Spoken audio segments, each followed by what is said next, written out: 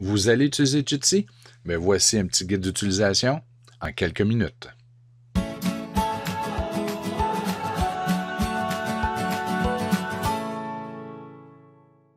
Premièrement, dépendant de l'outil que vous allez utiliser, il est possible que vous deviez ajouter une application.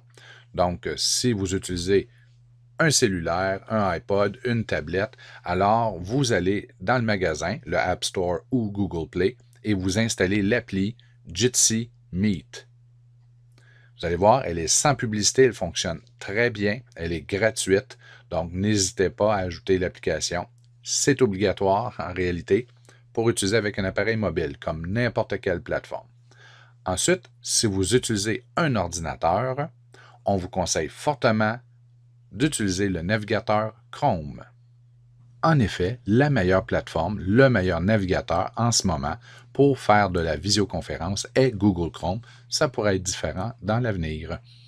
Donc, vous avez reçu un lien, vous pouvez soit cliquer sur celui-ci ou encore le copier-coller dans la barre d'adresse au haut de l'écran.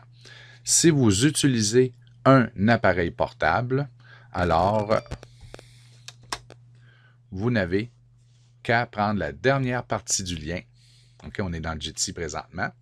Donc, sur votre appareil portable, vous n'avez qu'à prendre la dernière partie du lien du nom de la rencontre et de l'inscrire dans l'application.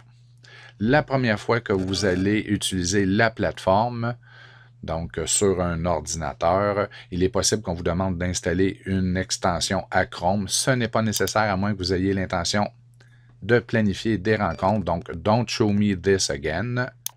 On ferme la boîte. Et voilà, vous êtes dans le Jitsi, vous êtes prêt à fonctionner. Par contre, vous allez voir que l'interface, elle est en anglais. Donc, prenons quelques secondes pour aller modifier le tout et avoir une interface en français. On vient ici au bas de l'écran, en bas à droite, on choisit More Actions, Settings. Dans Profile, on va inscrire son nom. Et ensuite, dans More, vous allez choisir dans Language, French Canadian. Et vous faites OK. Donc, vous êtes maintenant identifié et vous avez une interface en français. Faisons un bref survol de cette interface. Vous avez le bouton pour partager votre écran, si c'est nécessaire. Une fonction pour lever la main, pour avoir le droit de parole, demander le droit de parole. Vous avez un accès pour le clavardage où vous pouvez ajouter des emojis. Un bouton pour activer et désactiver le micro, ce que je n'utiliserai pas en ce moment. Vous avez même la flèche pour changer de micro. Le bouton pour terminer la visio. Même chose pour la caméra, pour activer et désactiver la caméra. Voilà. Si jamais vous avez plus d'une caméra, alors vous pouvez changer de caméra ici. Vous avez le mode grille.